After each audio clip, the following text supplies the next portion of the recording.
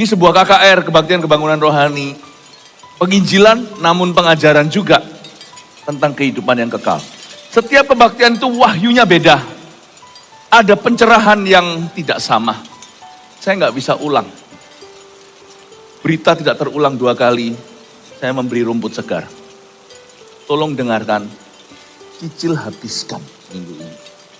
Kalau kita masih akan mati, kita harus ngerti kita kemana. Dan ternyata sorga itu tidak 100% misterius. Bocorannya banyak. Dan paling kuat itu di Wahyu pasal 21. Kebaktian 1 tadi saya bicara, saya gambarkan sorga itu indahnya luar biasa. Ternyata penjelasan itu bukan alegoris. Penjelasannya cukup lugas, cukup jelas di Wahyu 21. Kebaktian kedua tadi saya bilang, orang-orang kudus yang sudah meninggal dunia itu dengan kita, kondisi mereka seperti apa? Saya jelaskan orang-orang percaya yang sudah mati. Lalu habis itu siapa saja yang akan masuk ke dalam sorga, ada 8 tipe orang. Nanti dengarkan sendiri. Kebaktian sebelum ini tadi sorga dalam segala detailnya sebagai gambaran untuk kita. Saya tantang para insinyur untuk hitung dengan saya. 1 orang di kota, 1 kota aja di sorga, Yerusalem baru yang turun dari sorga sebagai pemberian Allah. Ternyata 1 orang kudus. Jikalau ada 2 miliar orang di seluruh dunia yang sudah diselamatkan sepanjang sejarah. Jikalau 2 miliar, anggaplah. 1 orang itu dapat 30 hektar space di surga. Bayangkan. Dengarkan sendiri nanti ibadah sebelum ini, saya nggak ngayal. Ini semua ada di ayat firman Tuhan. Ukuran manusia sama dengan ukuran malaikat. 100 lupa jadian tadi berapa? 100, bentar ya, sabar ya. 12.000 stadia tadi saya jelaskan. Dengarkan sendiri. Makanya saya nggak bisa ulang satu persatu karena ini adalah kebaktian mutakhir, kebaktian terakhir. Saya berikan review satu persatu. Jangan ketinggalan. Kalau Anda ketinggalan salah satu, sayang sekali. Maka ibadah ini sekarang mari kita mulai. Kota yang arsiteknya adalah Allah. Wahyu 21 ayatnya yang ke-18 sampai 27. Kita akan baca bersama-sama. Kita baca dengan tegas ya. 18 sampai 27. Hanya 9-10 ayat. 2, 3. Tembok itu terbuat dari permata yaspis. Dan kota itu sendiri dari emas tulen bagaikan kaca murni. Semua harus baca. Saya belum dengar suaranya. Ayat 19. Dan dasar-dasar tembok kota itu dihiasi dengan segala jenis permata. Dasar yang pertama, batu yaspis. Dasar yang kedua, batu nilam.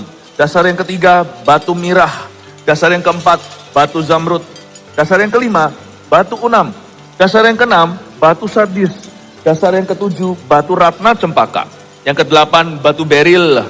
Yang ke-9, batu krisolit. Yang ke-10, batu krisopras. Dan yang ke-11, batu laswardi.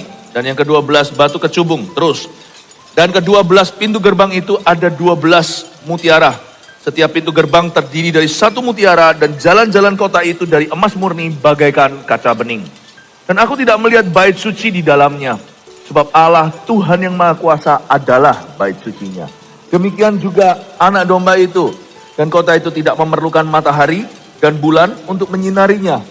Sebab kemuliaan Allah meneranginya dan anak domba itu adalah lampunya. Dan bangsa-bangsa akan berjalan di dalam cahayanya. Dan raja-raja di bumi membawa kekayaan mereka kepadanya. Dan pintu-pintu gerbangnya tidak akan ditutup pada siang hari. Sebab malam tidak akan ada lagi di sana. Dan kekayaan dan hormat bangsa-bangsa akan dibawa kepadanya. Tetapi tidak akan masuk ke dalamnya sesuatu yang najis. Atau orang yang melakukan kekejian atau dusta. Tetapi hanya mereka yang namanya tertulis di dalam kitab kehidupan anak domba itu. Tolong tanya orang di sebelah Anda, sudahkah namamu tertulis dalam kitab kehidupan? Haleluya. Kota yang arsiteknya adalah Allah, itulah sorga. Coba saya jelaskan pewahyuan dan saya akan serempet hikmat. Wahyu itu pengetahuan, penglihatan, hikmat itu aplikasinya. Semoga dengan belajar tentang sorga itu nyata, hidup kita dibangun di atas dasar firman. Dan hidup kita punya tujuan. Sebab worship penyembahan kita di bumi harus berpatrun dengan apa yang nyata di sorga. Tahukah semua di dunia ini hanyalah bayang-bayangnya. Wujud sesungguhnya itu di hidup kekal. Makanya saya bolak-balik ngomong hari ini. Jangan mengeluh hidup yang saat ini. Sebab hidup di dunia ini sementara. Di sorga itu jauh lebih nyata, jauh lebih lama. Makanya jangan hidup untuk hari ini. Hiduplah untuk kekekalan. Sorga adalah kota yang arsiteknya adalah Allah. Dan salah satu kota di sorga yang lainnya tidak diwahyukan. Kota itu namanya Yerusalem yang baru. Saya tadi jelaskan sampai ukuran-ukurannya berapa hektar. Dibandingkan size-nya dengan bulan. Ini semua ada di ayat firman. Tongkat emas mengukur itu ukuran manusia sama dengan ukuran malaikat. Sorga bukan khayalan. Di Wahyu 21 dijelaskan sorga itu tempat sungguhan. Hanya realitanya beda alias supranatural. It's supernatural. It's another creation of God. Ciptaan Allah tapi bukan alam semesta. Alam yang beda. Anda tidak memiliki agama dalam Kristus. Anda memiliki kehidupan yang kekal. Ada sebuah alam yang tidak kelihatan, tidak bisa ditangkap panca indera namun dengan iman. Alam itu lebih nyata daripada yang Anda kelihatan. Kalau enggak buat apa beriman? Banyak orang Kristen itu Kristen namun alami. Kristen yang hanya percaya apa yang natural. Rugi. Kekristenan itu tidak pernah natural. Do you know whom you have believed in? Tahukah Anda siapa yang Anda percayai? Dia yang naik ke sorga 2000 tahun lalu hari ini. Di Indonesia disebut kenaikan Isa Al-Masih. Saya menyebutnya kenaikan Tuhan Yesus. Dia bukan hanya Isa. Tuhan. Dia bukan Nabi. Dia Tuhan. Luar biasa. Kita harus tahu maksudnya Yesus naik ke sorga. Kalau Anda tidak percaya tempat itu ada, percuma semua kekristenanmu. Gak mungkin Anda mau percaya pada kebangkitan Tuhan kecuali teori belaka. Kalau Anda percaya orang mati bangkit namanya Yesus. Naik ke sorga, then you better believe. There is another world. Ada dunia yang lain. Sorga itu nyata, neraka itu nyata. Hari ini saya fokus ke sorga. Saya mau bicara tentang ini supaya orang percaya mengerti.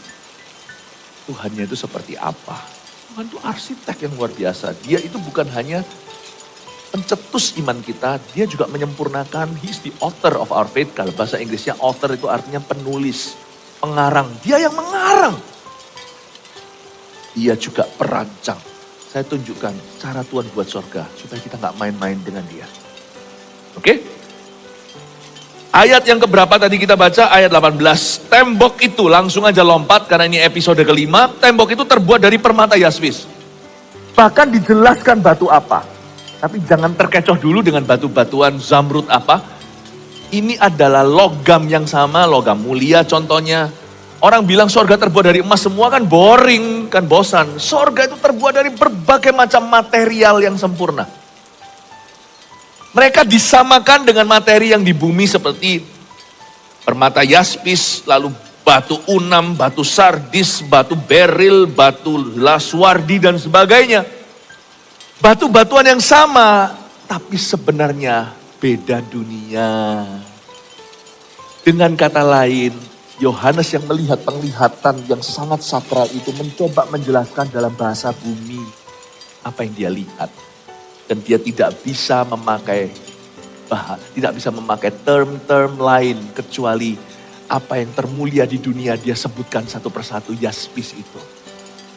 Coba saya bantu Anda mikir malam-malam begini. Tembok itu terbuat dari permata yaspis. Tembok terbuat dari berlian. Think about it. Ini bukan bicara tentang kemewahan, bicara tentang kemuliaan dan kesempurnaan. Tembok itu terbuat dari permata yaspis. Dan kota itu sendiri dari emas tulen. Bagaikan kaca murni.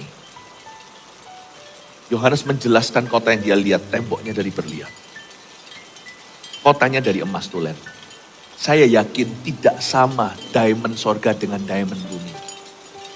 Sebab emas, perak, permata tidak kita bawa ke akhirat. Emas yang kita kenal sekarang itu per gramnya 800, 900 ribu. Lebih kali ya, saya nggak ngikuti, 900 ribu sekian. Ya, itu bukan emas yang di sorga. Tapi Yohanes kehabisan kosakata. Emas tulen, kasih tulen lagi. Berarti semua di dunia ini logam mulia emas palsu.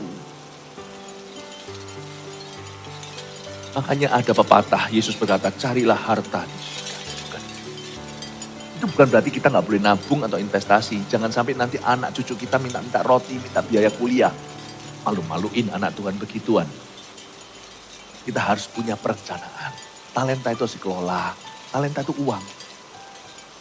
Satu talenta berapa? Tapi janganlah hatimu melekat ke situ. Miliki tujuan hidup yang lebih tinggi. Kota itu sendiri dari emas tulen bagaikan kaca murni, itu yang asli. Lengat tidak bisa memakannya, pencuri tidak bisa menggaitnya. Karat tidak bisa merusaknya. Dan dasar-dasar tembok kota itu dihiasi dengan segala jenis permata. Mari kita bahas satu persatu. Dasar yang pertama, batu yaspis.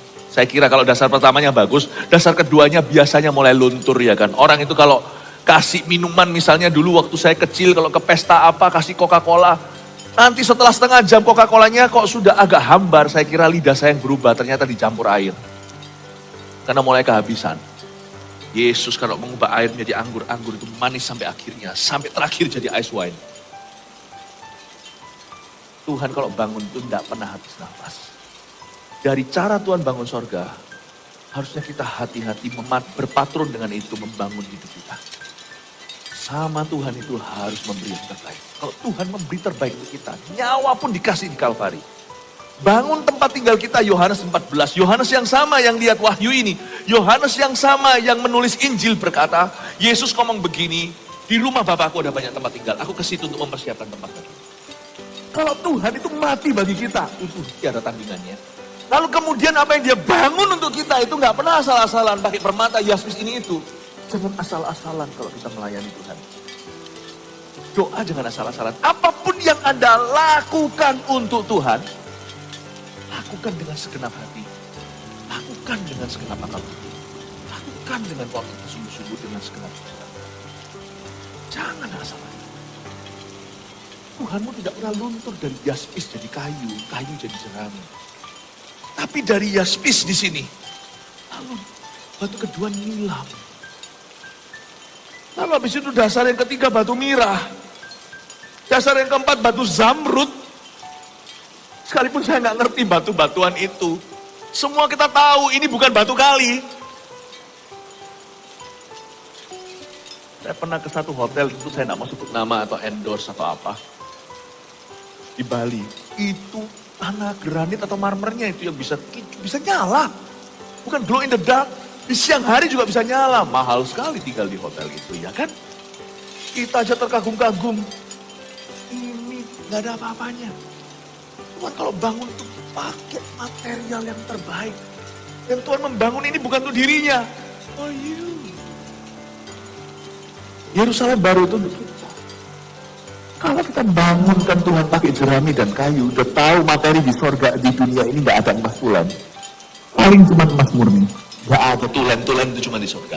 Jangan asal-asalan. Apapun yang kita bangun sempurna di sini itu pun bubuk bagi Tuhan. Kalau Anda pelayanan Tuhan, jangan mentang-mentang ini pelayanan. Kalau dapat uang kita sungguhan, tapi kalau pelayanan kita nggak latihan. Ya ini salah.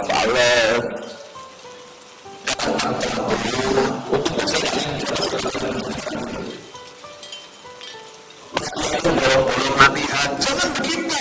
Ingat Tuhan kasih kamu yaspis. Tuhan kasih kita zamrud.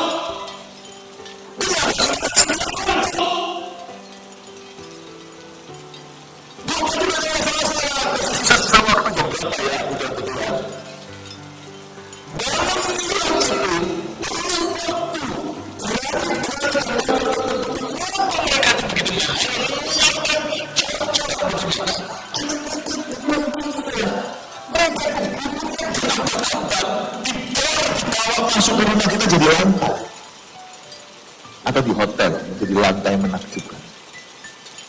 God uses time to bless and build your house. Oh my God. Ku beri yang terbaik bagimu. Make sense now to me. Sekarang masuk akal. Ku relakan segalanya yang terbaik bagimu. Genap hatiku dan senap jiwaku. Yastus, Zamrud, semuanya lah Swardi, Nilam.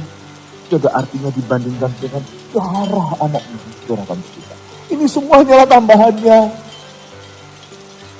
Saya terharu loh baca ini. Orang cuma bacanya, apa ini? Kok bacanya lihat komitmen Tuhan to excellence.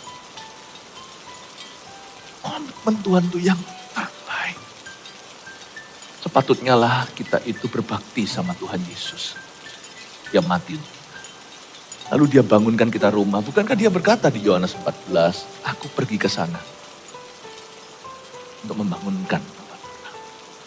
Yesus itu tukang kayu itu tetap tukang bangunan untuk Anda dan saya. Oh me and you, sorga. Bangunkan rumah. Untuk apa Yesus naik ke surga? Bangunkan. Saya nggak bicara rumah as in a house, bicara tentang rumahnya. Saya bicara tentang tinggal bersama dengan Allah, dan Allah itu komitmen memberi yang terbaik pada anak-anaknya. Dialah arsitek. Saya terharu. Waktu saya kecil, saya dan istri saya, anak itu susu itu kan ditakar ya, supaya nggak kegemuan anaknya atau gimana. Saya tuh pilih formula yang terbaik sama istri saya. Lalu kemudian saya taruh sendiri itu. Sampai takarannya persis. Saya ini kan orangnya perfeksionis. Sampai stripnya situ nggak lebih, nggak kurang. Kayak seorang farmasi gitu loh. Kebanyakan saya tuangkan lagi kembali ke kalengnya.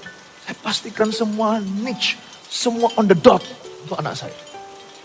Sepatutnya lah ya hari ini anak-anak berbakti kembali mengasihi kami. Papa mamanya itu sangat teliti. Anak jangan ceroboh sama papa mamanya. Tuhan kita itu detil. Anda yang detil sama Tuhan. Doa jangan asal-asalan. Baca Alkitab juga asal-asalan. Tahukah bagaimana Alkitab ini sampai ke tangan kita?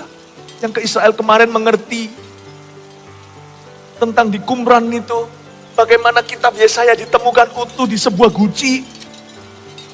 Baduin-baduin, orang-orang gembala-gembala itu dijual di pasar loak. Bisa muter-muter sampai ke museum, dibeli sama Israel.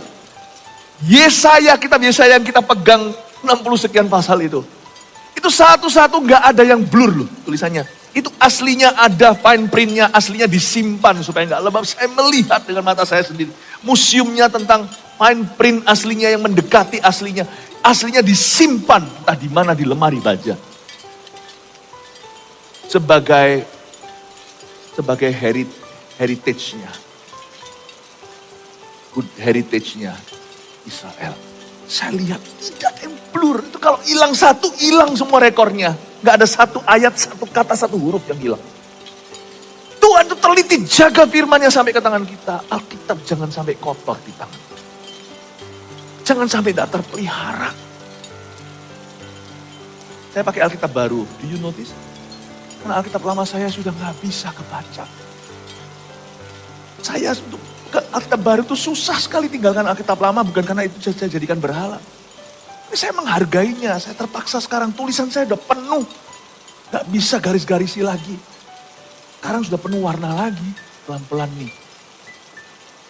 Karena saya tahu Tuhan itu teliti. Saya harus hargai. Cara dia buat sorga membuat saya menghargai hidup saya. Sorga itu tiada arti kalau saya tidak di sana. Kalau Anda tidak di sana, Tuhan itu buat untuk kita. Kita harus hargai hidup. Sorga itu berarti karena apa? Mana lebih penting? Kripnya bayi atau bayinya? Anak saya pulang pertama kali kita gendong naik mobil, saya setirnya pelan-pelan. Masih norak jadi papa. Sampai di rumah sudah dihiasi anak pertama, ada Winnie Tepu, ada apa, kuning-kuning. Karena kita nggak tahu awalnya ini channel kita perempuan, jadi kita pakai warna kuning yang netral. Wah, setelah datang ditaruh anaknya di situ. Tempatnya udah bagus, udah bajunya semuanya. Mana lebih penting? Tempatnya yang kami hiasi semampu kami waktu itu, zaman itu. Atau bayinya? Tuhan enggak. Tuhan itu tidak kesengsem dengan surganya. Tapi surga itu tempat siapa? Tempat kita. How he loves me. How he loves you. Love your life, please. Jaga tubuh. Jaga kekudusan. Jangan dicoret-coret tubuhnya. Jangan dicoreng-coreng. Jaga kemurnian. Jaga dengan baik hidupmu. Hargai tubuh. Amin Bapak Ibu Saudara. Jangan jatuh dalam dosa seks. Gak jatuh aja kita bolak-balik jatuh dalam kebiasaan buruk kok. Apalagi memberi diri. Jangan beri diri. Tuhan tuh cinta dirimu. Amin Bapak Ibu Saudara. Pernahkah Anda membaca ayat batu-batu ini bisa dapat pengertian seperti ini? Kudus sedang berbicara. Batu beril, batu ini dihiasi dengan segala jenis permata. Kita lanjut ayat 20, dasar yang kelima, batu kunam. Dasar yang keenam, batu sardis. Dasar yang ketujuh, udah 7 dasar masih bagus, batu ratna cempaka. Saya nggak tahu apa itu. Yang ke-8, batu beril. Kedengarannya keren. Yang ke-9, batu krisolit. Kayak batu luar angkasa gitu. Tolong ya tukang batu beritahu saya apa itu. Yang ke-10, batu krisopras. Yang ke-11, batu laswardi. Saya nggak tahu laswardi apa, tapi saya punya teman dulu Pak Swardi. Nggak tahu nggak ada hubungannya, tapi laswardi I don't know what. Yang ke-12, batu kecubung. Luar biasa. Beri yang terbaik untuk Tuhan. Dia memberi yang terbaik untukmu. Dan ke-12 pintu gerbang itu adalah 12 mutiara. Coba lihat ya. Ada 12 pintu gerbang. Dan mereka semua pintu gerbang itu terbuat dari 12 mutiara. Ini gak masuk akal di bumi ini. Satu pintu gerbang itu satu mutiara. Pernahkah Anda melihat berlian segede itu? Kalau bukan berlian mutiara pearl aja, biasanya yang di kerang itu gede-gedenya segitu. Mahal juga. Tapi itu semuanya mutiara. Bukan dari gading gajah, tapi dari mutiara. One mutiara. Satu pintu gerbang raksasa. Saya rasa Yohanes mencoba untuk mengkomunikasikan sesuatu yang dia lihat. Dia nggak bisa menjelaskan dengan kata-kata apa kehabisan kosakata. Dia berkata one gate, one pearl. Wow. Dan ke-12 pintu gerbang itu ada 12 mutiara. Setiap pintu gerbang terdiri dari satu mutiara. Dan jalan-jalan kota itu dari emas murni bagaikan kaca bening. Ini jelas emas yang beda. Kaca bening itu kaca bening. Jadi emas di situ saya tidak tahu kuning atau enggak. Karena saya sendiri enggak terlalu suka kuning-kuning begitu. Jadi kawin saya emas putih. Saya enggak terlalu sukain kuning-kuning. Jadi perbedaan aja selera. Kalau saya lihat kuning gitu saya Tuhan bisa dirubah. Tapi puji Tuhan emas murninya kaca bening. Enggak tahu itu emas apa. Enggak ada di dunia. Tapi Yohanes menyebut itu emas murni dari kaca bening. Tapi perhatikan yang menarik sekali di ayat 21a. Ke-12 pintu gerbang itu adalah 12 mutiara. Saya teringat akan jubah seorang imam. Ini saya rasa enggak jauh-jauh dari itu. Setiap pintu gerbang terdiri dari satu mutiara, tapi ada 12 mewakili 12 suku Israel. Ini persis dengan jubah imam yang ada 12 batunya. Deng, 12 selusin di dada. Saya curiga di ayat 21 ini bukan bicara soal gerbang, bahwa di sorga ada ministry. Di sorga tetap ada pelayanan. Imamat kita nggak berhenti di bumi, Yesus pun nggak berhenti di dunia. Yesus membawa imamatnya sampai ke sorga, makanya dia disebut imam besar kita di kitab Ibrani. Berarti di sorga, ministry akan terus kecuali beberapa akan sirna. Penginjilan tidak ada. Doa syafaat, no more. Peperangan rohani, kelepasan, gak perlu lagi. Kesembuhan apalagi. Gak ada orang sakit. Saya tadi sebutkan di ayat, di kebaktian sebelumnya. Kalau Tuhan itu menghapus air mata, bukan air matanya dihilangkan, alasan menangis dilenyapkan sama Tuhan. Hilang 3S, sakit penyakit, sin, dosa, setan, Gak perlu. Jadi ada pelayanan. Tapi ada pelayanan-pelayanan yang akan berlanjut. Contohnya, bukan di ayat ini. Di ayat-ayat sebelumnya di kitab Wahyu. Yohanes melihat umat Allah. Orang-orang kudus berjubah putih. Dan mereka semua bawa kecapi. Saya yakin. Ini sekarang saya masuk ke interpretasi. Ini firman yang baku. Sekarang saya berani untuk mereka. Saya rasa ini tidak akan mengubah intisari firman itu sendiri. Jadi saya rasa kita boleh berimajinasi. Kalau setiap orang-orang kudus itu bawa kecapi, gak mungkin sorga itu boring, semuanya main kecapi tertidur nanti. Kalau semua drum gimana, tubuh Kristus pun beda. Tapi itu sebagai lambang bahwa mungkinkah pelayanan yang lanjut dan semua orang dikasih talenta baru. Semua kita bisa main musik. Bersyukurlah Anda yang gak bisa nyanyi. Sekarang yang suaranya 3,5. Everyone will be able to play music. Coba bayangkan. Ada pelayanan yang lanjut, mungkin making songs. Di sorga tiap hari seperti burung berkicau. Di belakang rumah saya itu selalu burung berkicau. Tadi pagi juga saya bangun. Senang sekali. Dan kicauannya saya perhatikan tiap hari beda. Burung yang sama. Kok saya tahu burung yang sama? Hei kamu, cut. Ya gitu ya berarti sama. Itu burung yang sama tapi kicauannya beda. Mungkin making songs will continue. Mungkin ushering masih akan lanjut, siapa tahu. Karena kita pasti akan saling mengantar di sana. Luar biasa. Dari sini saya tahu bahwa imamat itu malah dibakukan di sana. Pintu gerbang 12 mutiara. Ternyata di dalam sorga itu juga tempatnya hamba-hamba Tuhan yang benar.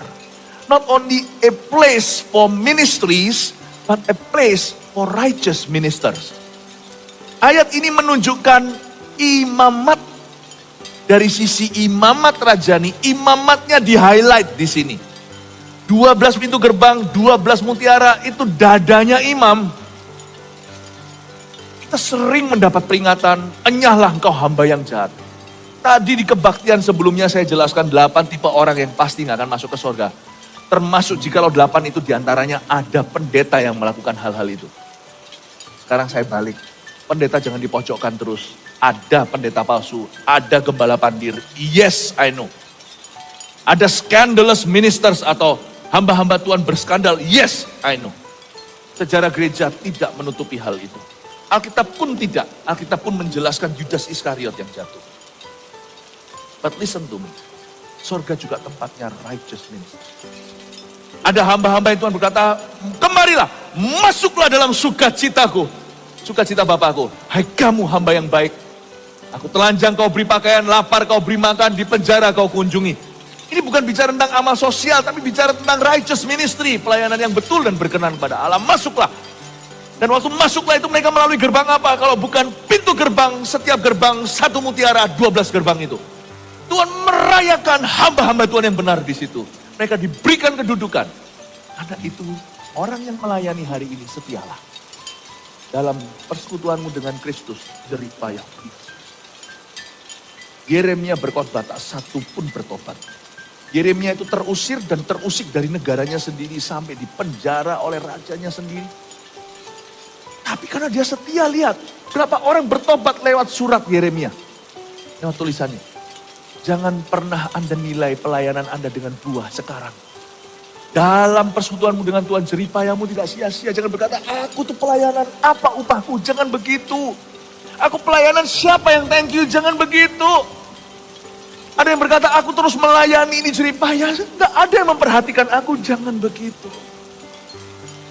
Tuhan itu punya pintu gerbang, 12 gerbang, setiap gerbang 1 mutiara utuh. Untuk shout out that he loves his good ministers. Dia cinta pelayan-pelayan. Dia cinta hamba-hamba Tuhan yang berkenan. Dia mengasihi para pendeta bahkan. Penginjil, para nabi, para rasul, para pengajar. Para gembala yang taat setia sampai akhir hayat. Oh, mereka diselebrate oleh Tuhan di sorga. Dari ayat 21 ini, sebuah kebanggaan dan sebuah motivasi dalam hidup saya. Aku akan melewati ke-12 pintu gerbang itu dengan kata-kata Tuhan. Masuklah hambaku itu. Good job, well done. Anda lihat gak ayat 21 di sorga itu? Ada dadanya itu. Biasa. Ayat 22.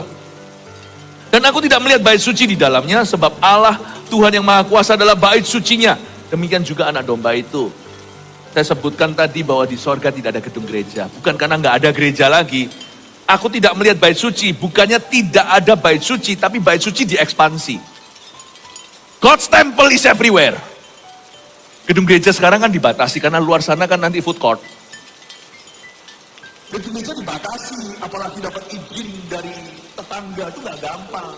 Misalnya kalau belum jalan, waduh itu bisa menjadi Target empuk bagi orang-orang yang ingin gereja. ada batasnya. Batasnya ke temboknya. Tidak semua orang mau bersama dengan Tuhan. Tidak semua orang suka apa. Yang di dalam dan tidak menghargai orang lain.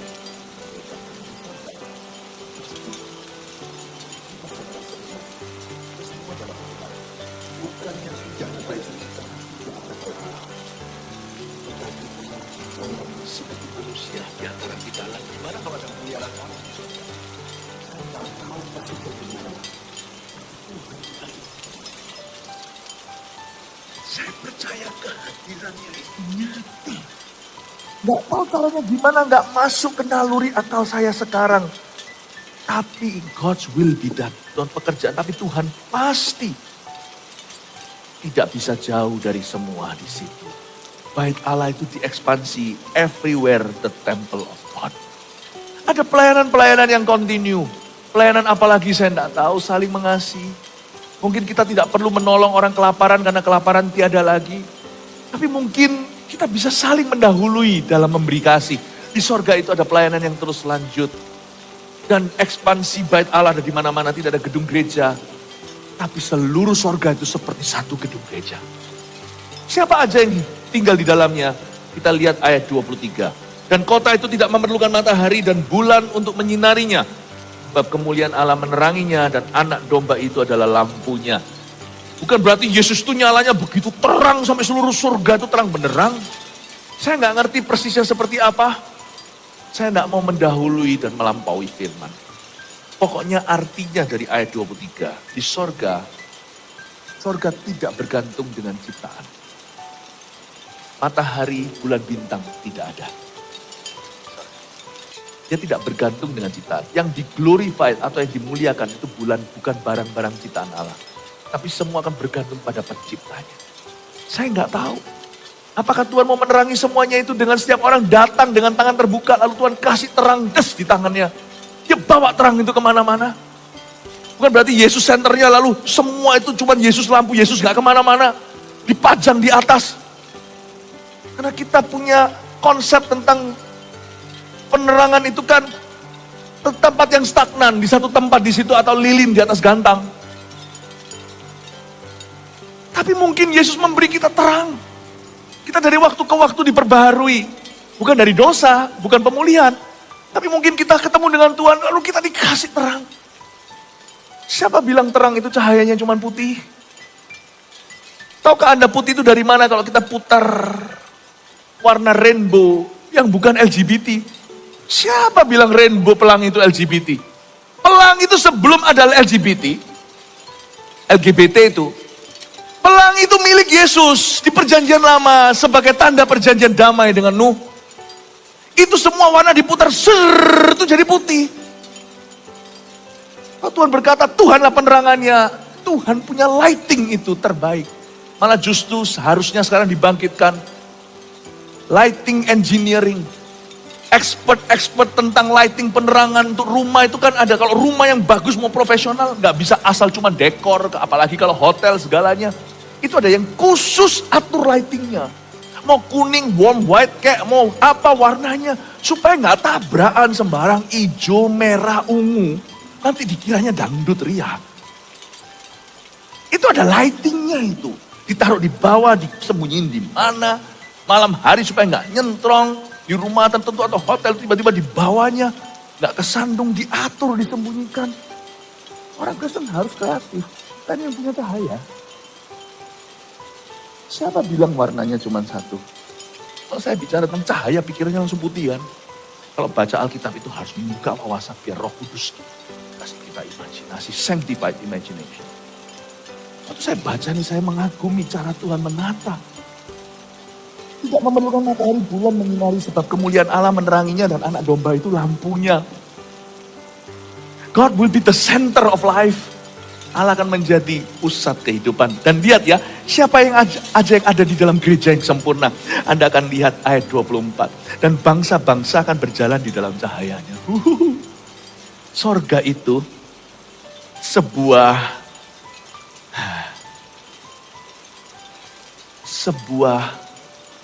komunitas besar yang diisi dengan keluarga internasional Tuhan. Saya juga nggak ngerti kita pakai bahasa apa.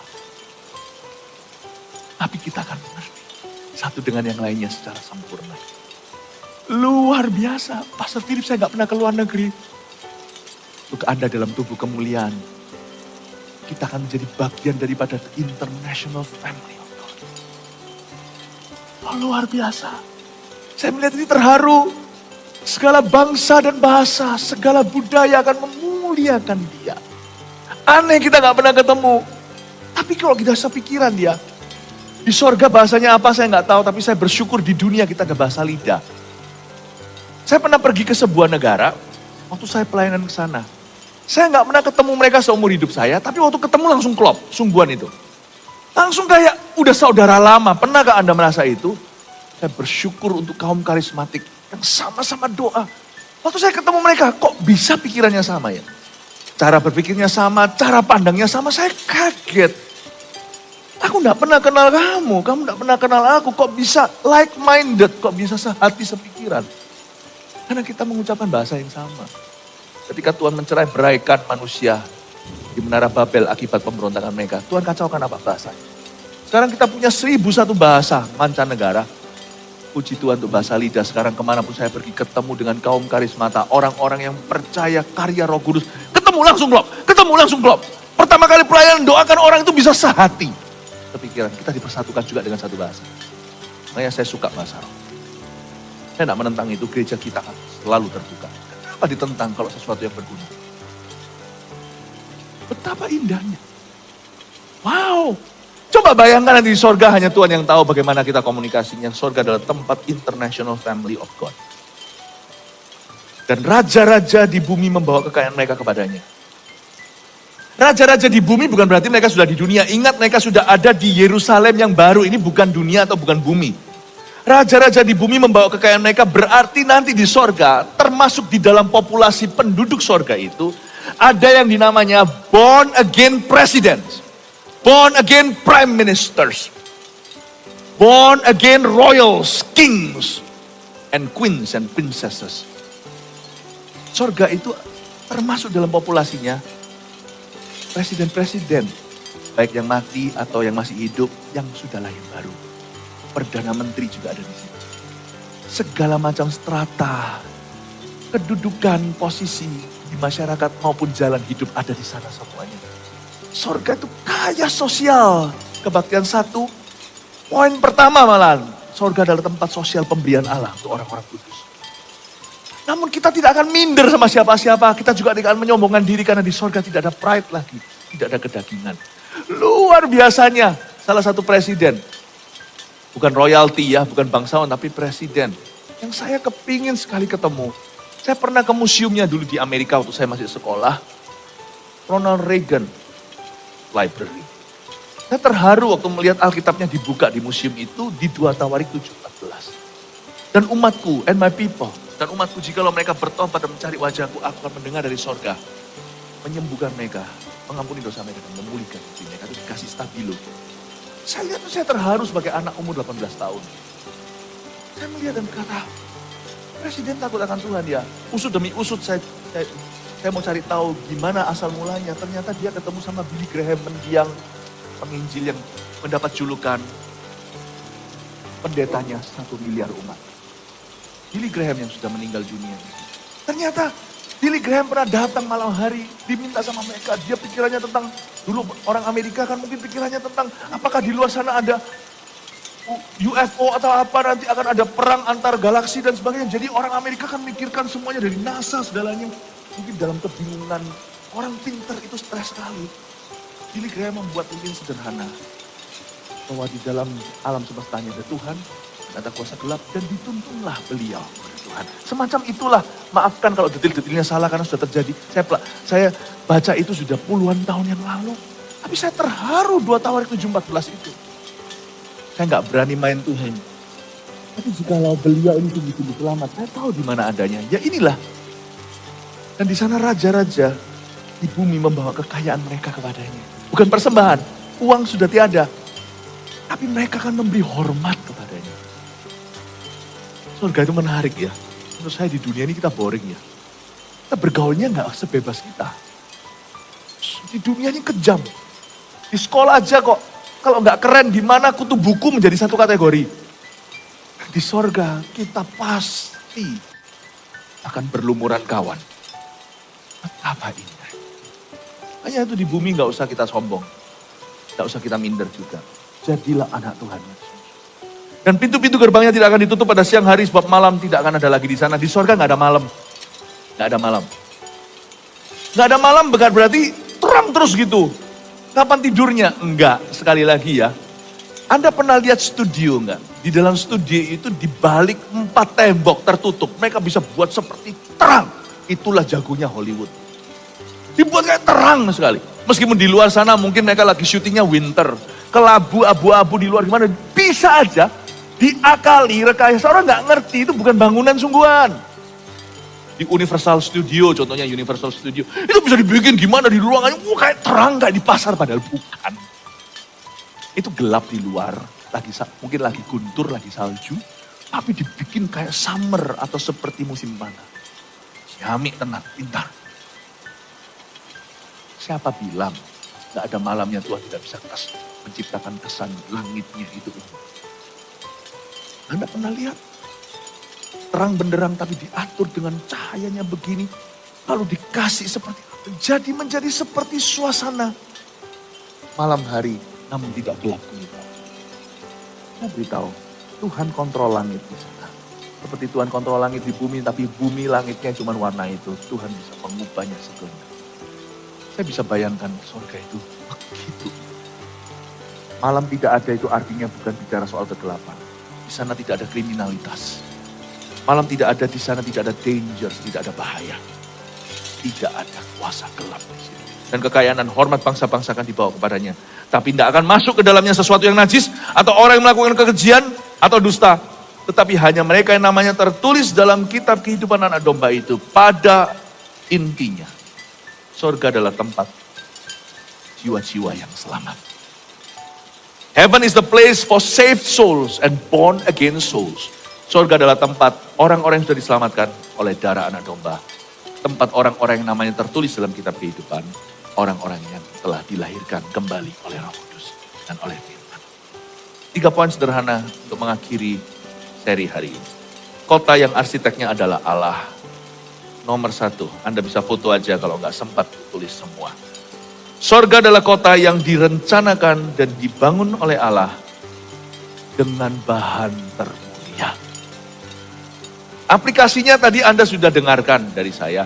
Kalau Tuhan bangun apapun untuk kita dengan bahan termulia, kita harus bisa berkata seperti Daud, I will not give that which cost me nothing. Aku tidak akan pernah memberi kepada Tuhan apapun itu yang tidak kubayar. Apapun yang kulakukan untuk Tuhan, dalam Tuhan, di dalam nama Tuhan. Aku akan lakukan semua. Kalau Anda mau belajar sebagai mahasiswa, belajarlah sungguh-sungguh.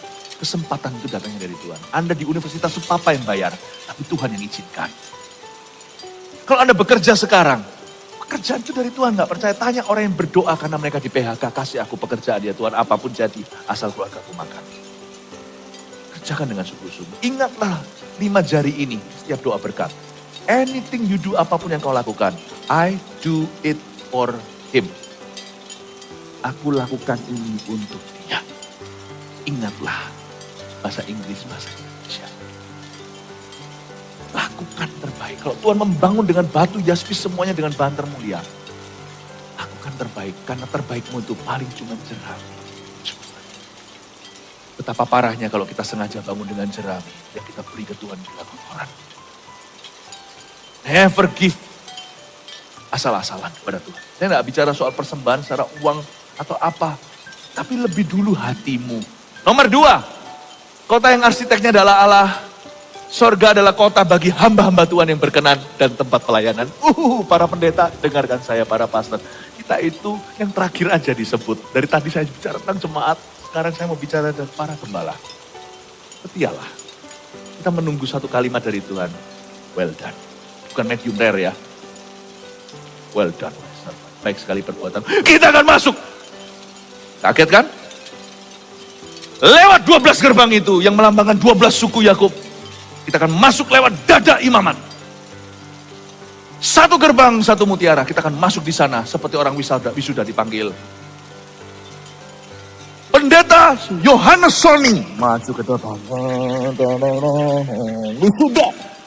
Kita akan dipanggil satu persatu. Sorry teman. Waktu itu gembala-gembala yang dipanggil, ada gilirannya kami. Kami yang mengalah denganmu di hidup ini berkali-kali. Inginkan waktu itu nanti di surga. Sekali-kali Anda ngalah dengan kami ketika kami dimuliakan. Jayu-jayu. Ya, jayu-jayu. Pak Emily. Jayu-jayu. Oi. Jayu-jayu. Kita pasti akan sampai ke akhir. Tunggu well done dari Tuhan. 3. Malam tidak akan ada lagi di sorga, demikian pula segala kegelapan atau mara bahaya. Tempat yang terindah ini bukan khayalan. Di ibadah ini memang bukan porsinya untuk saya jelaskan diameternya segalanya. Betapa fisiknya sorga, namun supranatural. Bukan di atas, bukan di barat timur. Dia di sebuah tempat yang Tuhan taruh. Hanya kematian membawa kita bersama. Kembali. Karena Tuhan punya kuasa, akan membawa kita ke situ. Bapak Ibu Saudara, Yesus naik ke sorga bukan? 2000 tahun lalu, hari ini, kita juga akan. Setialah kepada Tuhan, tunggu well done. Mari kita semua bangkit berdiri, God bless you. Berikan tepuk tangan untuk Tuhan Yesus. Tuhan kau gembala kami, tuntun kami domba-Mu. Berilah kami menikmati, berilah kami menikmati hikmat pengorbanan-Mu. Tuhan Yesus, Juru Selamat, kami ini milik-Mu. Tuhan Yesus, Juru Selamat, kami dididik. Tahukah bahwa sorga itu dimulai dengan satu langkah kaki pertama? Bertobat dan memberi dirimu dibaptis. Sungguhan sesimpel itu. Cuma-cuma dididik. Dimulai dengan pertobatan. Baptisan itu cincin kawinnya. Jangan hanya mau pacaran sama Tuhan. Serius dong. Berani ambil langkah komitmen. Baptisan adalah komitmen perdana, bukan pelayanan. Bukan persembahan, bukan. Komitmen ke satu orang kalau bertobat sungguh-sungguh itu baptis. Saya mau dorong, makanya hari ini baptisan kita adakan di tengah-tengah ibadah. Dengan tujuan untuk merayakan, mengingatkan kita. Ke sorga itu langkah crawling baby-nya. Langkah kaki kesatunya, langkah merayapnya adalah bertobat. Bagi Anda yang belum menerima Tuhan, Kristen atau bukan. Bagi Anda yang undur dari Kristus, ayo, balik. Bagi Anda yang belum dibaptis, nunggu apa ayo? Nunggu apa lagi? Jangan mulu soal sorga. Masuk ke air disuruh Tuhan aja, kita belum mau. Padahal masuknya itu dalam nama Allah Tritunggal loh. Jangan tunda, Tuhan sayang Anda. Masih jauh your spiritual journey itu atau perjalanan. Tuhan mau tuntun Anda. Jangan sampai bypass skip. Saya bersyukur hari ini ada orang-orang yang sudah register di baptisi ibadah, bahkan di ibadah yang terakhir ini. Mereka sudah siap untuk dicemplungkan ke air, Anda bisa menyusul nanti. Jika diberkati, silakan membagikan untuk memberkati orang lain.